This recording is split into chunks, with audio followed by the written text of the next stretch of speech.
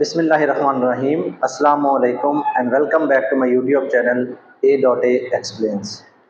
आज हम second year biology का नया सिलेबस जो है उसका चैप्टर नंबर 13 जो थर्मो रेगुलेशन के पोर्शन में से है, classification of animals on basis of thermo regulation, ये एक शॉर्ट क्वेश्चन हम डिस्कस करेंगे।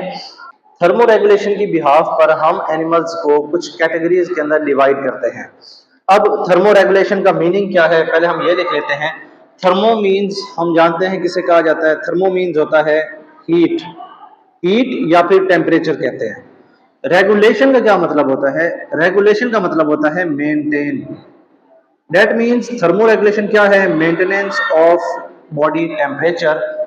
उसे चाहे इन्वायरमेंट के अंदर जो भी फ्लक्चुएशंस होती हैं, ये हम लास्ट लेक्चर के अंदर इन डिटेल सीख चुके हैं। तो थर्मो रेगुलेशन की बिहाफ पर हम एनिमल्स को दो बड़ी कैटेगरीज के अंदर डिवाइड करते हैं।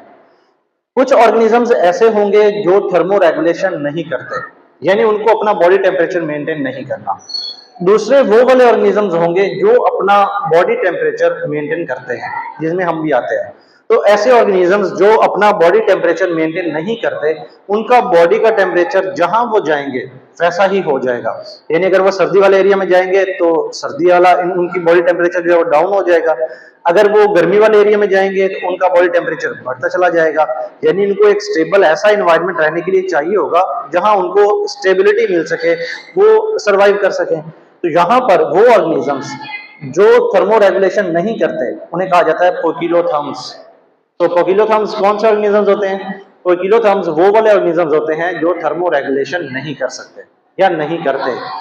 Unable to maintain body temperature within narrow range. That means poikilotherms क्या होते हैं? ऐसे ऑर्गेनिजम्स जो अपना बॉडी टेम्परेचर मेंटेन नहीं करते, विद इन नैरो रेंज नहीं रख सकते, उन्हें आप पोकिलोथर्म्स कहते हैं। और इनका बॉडी टेम्परेचर अभी हमने डिस्कस किया कि इनका बॉडी टेम्परेचर जहां पर जाएंगे उसके इन्वायरमेंट के टेम्परेचर के हिसाब से हो जाता है। वो जैसा भी होगा इनका बॉडी का टेम्परेचर वैसे ही हो जाएगा। इनकी एग्जांपल्स में आते हैं हमारे पास ऑल इनवर्टिब्रेट्स। जितने भी इनवर्टिब्रेट्स हैं वो सारे पोकिलोथर्म्स होते हैं। वर्टिब्रेट्स के अंदर फिशेज, एम्फीबियंस और रेप्टाइल्स जो होते हैं ये पोकिलोथर्म्स होते हैं। नेक्स्ट यहाँ पर एक इंटरेस्टिंग पॉइंट फैक्ट मेंशन किया गया है कि पोकिलोथर्म्स जो होते हैं उनको ज्यादा अमाउंट में खुराक जो होती है वो नहीं चाहिए सर्वाइव करने के लिए, बल्कि वो थोड़ी सी खुराक से गुजारा कर लेते हैं। They can survive in nutrient poor environment, यानी ऐसा इन्वायरमेंट जहाँ पे न्यूट्रिएंट्स बहुत थोड़े हैं वो वहां पर भी सर्वाइव कर लेते हैं। उनको जरूरत ही नहीं इतनी ज्यादा एनर्जी की, इतनी ज्यादा खुराक की। खुराक एक्चुअल में क्या करती है? खुराक अगर यहाँ पे हम मेंशन कर लेते हैं, चलो यहाँ लिख देता हूं मैं कि फूड जब कोई भी इंसान खाता है, कोई भी ऑर्गेनिज्म खाता है, तो होता क्या है? फूड का आगे होता है मेटाबॉलिज्म। और जब फूड का मेटाबॉलिज्म होता है तो मेटाबॉलिज्म के रिजल्ट में बनती है हीट। हीट और ये क्यों यूज होती है? ये हमारे बॉडी का टेम्परेचर मेंटेन करने में यूज होती है। तो अगर ये वाले ऑर्गेनिजम्स जो पोकिलोथर्म्स हैं ये बॉडी टेम्परेचर मेंटेन ही नहीं करते तो उनको अपना मेटाबॉलिज्म तेज चलाने की जरूरत ही नहीं है। उनको इस चीज को प्रोड्यूस करने की खास जरूरत है ही नहीं। तो वो मिनिमम से प्रोड्यूस कर सकते हैं, ज्यादा वो प्रोड्यूस करते ही नहीं, ज्यादा वो खुराक खाते ही नहीं, क्योंकि उनका मेटाबॉलिज्म जो है उनको बेनिफिट तो वो हीट वाला देता नहीं है। तो वो कहते हैं हमें ज्यादा खाने की जरूरत नहीं है, हम कम खाने पे सर्वाइव कर सकते हैं, क्योंकि हमने एनवायरनमेंट के साथ अपना टेम्परेचर जो होता है वो मैच करके रखना होता है। यानी वो वाले ऑर्गेनिजम्स जो अपना बॉडी टेम्परेचर मेंटेन नहीं करते उन्हें आप पोकिलोथर्म्स बोलते हैं। अगर होम्योथर्म्स की आगे कैटेगरीज के अंदर हम आए तो होम्यो मीन्स सेम। अच्छा, तो यहाँ जो वर्ड है पोकिलोथर्म, इसमें वर्ड पोकिलो ये हम यहाँ पर मेंशन कर लेते हैं, पोकिलोथर्म्स। तो ये जो पोकिलो वर्ड है ये एक्चुअल में एक ग्रीक वर्ड है, इसका मतलब होता है वेरिएबल। वेरिएबल और थर्म्स हम जानते हैं टेम्परेचर को कहा जाता है, तो थर्म्स के ऊपर मैं यहाँ पे मेंशन कर देता हूँ टेम्परेचर। दैट मीन्स ये वो ऑर्गेनिजम्स होते हैं जिनका बॉडी टेम्परेचर इन्वायरमेंट के अकॉर्डिंग वेरिएबल होता है, वो मेंटेन नहीं कर सकते, विद इन नैरो रेंज जो है वो नहीं रख सकते। जबकि होम्योथर्म्स क्या होते हैं? होम्यो में वर्ड जो होम्यो है, होम्यो मीन्स है सेम, ये भी एक ग्रीक वर्ड है। और थर्म्स का मतलब हम जानते हैं टेम्परेचर। दैट मीन्स ये वो ऑर्गेनिजम्स हैं जो अपना बॉडी टेम्परेचर कांस्टेंट रखते हैं, with in narrow range maintain करके रखते हैं। इन्वायरमेंट के अंदर चाहे जो मर्जी तब्दीली आती है टेम्परेचर के लिहाज से, इनका बॉडी टेम्परेचर मेंटेन रहेगा। बाहर अगर ठंड होने लगती है तो ये तो भी मेंटेन करते हैं, बाहर अगर गर्मी होने लगती है तो भी with in narrow range. Let's suppose हमारे पास यहाँ 37 डिग्री सेंटीग्रेड जो कि 36 से 37 डिग्री सेंटीग्रेड या 36 से 38 डिग्री सेंटीग्रेड जो है वो ह्यूमन बॉडी का टेम्परेचर होता है नैरो रेंज के अंदर। तो हमारी बॉडी यहाँ पर इसे मेंटेन करती है, चाहे बाहर 50 डिग्री सेंटीग्रेड हो या चाहे बाहर -10 डिग्री सेंटीग्रेड हो, हमारी बॉडी स्ट्रगल करती है। वो एडेप्टेशन हम अभी आगे सीखेंगे। तो होम्योथर्म्स वो वाले ऑर्गेनिजम्स होते हैं जिनकी एग्जांपल्स हमने यहाँ मेंशन की है। तो होम्योथर्म्स की एग्जांपल्स हैं यहाँ पर बर्ड्स एंड मैमल्स, और ये क्या करते हैं, maintain internal temperature regardless environmental fluctuations. Fluctuations तब्दीलियों को कहा जाता है, चेंजेस को कहा जाता है।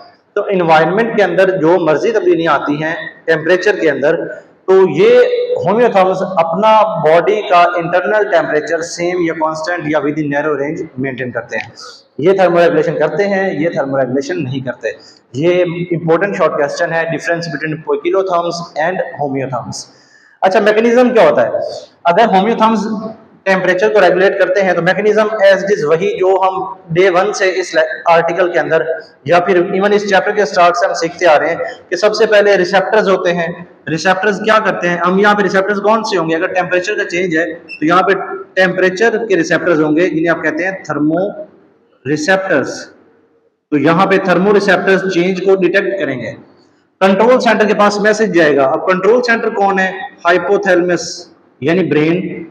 हाइपोथैलेमस जो है हमारे पास कंट्रोल सेंटर है। ये मैसेज को सुनकर प्लान करेगा और प्लान करने के बाद फिर आगे अफेक्ट भेजेगा। अफेक्टर्स के पास मैसेज जाएगा और ये अफेक्टर्स जो है आगे रिस्पॉन्स करके होम्योस्टेसिस या फिर थर्मोरेगुलेशन जो है वो करेंगे। लेट्स सपोज यहाँ पर जो टेम्परेचर था, थर्मो रिसेप्टर्स ने डिटेक्ट किया कि टेम्परेचर जो है वो बहुत बढ़ने लग गया है, टेम्परेचर इंक्रीज हो गया है, यानी कि ये टेम्परेचर बढ़ गया। टेम्परेचर बढ़ने का मतलब है हीट का बढ़ जाना। ये मैसेज गया यहां से आगे हाइपोथैलेमस के पास। हाइपोथैलेमस ने रीड किया, प्लान किया कि टेम्परेचर बढ़ गया बॉडी का, अबव 37 डिग्री सेंटीग्रेड हो गया है, 37 से भी ऊपर चला गया है, हमने इसे मेंटेन करना है। तो हाइपोथैलेमस ने उसे प्लान किया, प्लान करके किसे भेजा? इफेक्टर्स। और इस केस के अंदर इफेक्टर्स कौन से होंगे? ह्यूमन बॉडी के अंदर इस केस में टेम्परेचर को हमने कम करने की कोशिश करनी है, तो इस केस में हमारे पास जो इफेक्टर्स होंगे वो एक इफेक्टर की एग्जांपल मैं लिख देता हूं यहां पर, वो है sweat glands. Sweat glands effect करेंगे, स्वेटिंग करेंगे। स्वेटिंग से क्या होगा? स्वेटिंग से होगा कूलिंग इफेक्ट और हमारा बॉडी टेम्परेचर कूल हो जाएगा और आहिस्ता आहिस्ता नीचे आ जाएगा। जो हम चाहते थे कि 37 डिग्री सेंटीग्रेड पे मेंटेन हो वो मेंटेन हो जाएगा। दैट मीन्स मैकेनिज्म यही है कि ह्यूमन बॉडी का टेम्परेचर जो होता है वो 37 डिग्री सेंटीग्रेड है, फिक्स नहीं होता, विद इन नैरो रेंज होता है। तो इसे मेंटेन करना होता है, चाहे टेम्परेचर बढ़ जाए तो भी हमारे पास इफेक्टर्स मौजूद हैं, अगर टेम्परेचर कम होता तो भी हमारे पास डिफरेंट इफेक्टर्स मौजूद होते हैं जो इस टेम्परेचर को रेगुलेट करते हैं या मेंटेन करके विद इन नैरो रेंज जो है वो लेके आते हैं।